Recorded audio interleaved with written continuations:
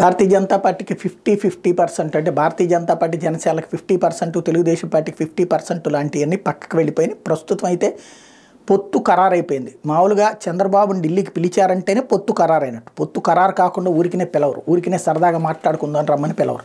పొత్తు పెట్టుకోవాలనుకున్నప్పుడు మాత్రమే పిలుస్తారు. ఇప్పటికే కర్ణాటకలో జేడీఎస్తో కావచ్చు, అట్లాగే బీహార్లో జేడీయూతో కావచ్చు, అలాగే ఉత్తరప్రదేశ్లో ఆర్ఎల్డీతో కావచ్చు. ఈ మూడు కూడా ఒకప్పుడు ఎన్డీఏకి భాగస్వాములే. ఆ తర్వాత బయటికి వెళ్ళిన వాళ్ళు ఇవాళ రోజున సీట్లు భారీగా పెంచుకుందాం అనుకుంటున్నటువంటి దశలో వాళ్లతో ప్రయోజనం ఉంది అనుకున్నారు, తీసుకున్నారు. అట్లాగే తెలుగుదేశం పార్టీ వల్ల ఎన్డీఏ బలోపేతం అవుతుంది అనుకుంటున్నారు. అందులో దక్షిణాదిలో ఒక పక్కన పూర్తిగా బీజేపీ వ్యతిరేక శక్తులే ఉన్నాయి. దక్షిణాది మొత్తం కూడా కాంగ్రెస్ పార్టీ, కాంగ్రెస్ మిత్రపక్షాలు లైక్ కర్ణాటక, తెలంగాణలో ఏకంగా కాంగ్రెస్ పార్టీని అధికారంలోకి రావడం, మరొక వైపున తమిళనాడులోనేమో కాంగ్రెస్ మిత్రపక్షమైనటువంటి డిఎంకే, అట్లాగే కేరళలో కాంగ్రెస్ మిత్రపక్షమైనటువంటి కమ్యూనిస్టులు ఉన్నారు.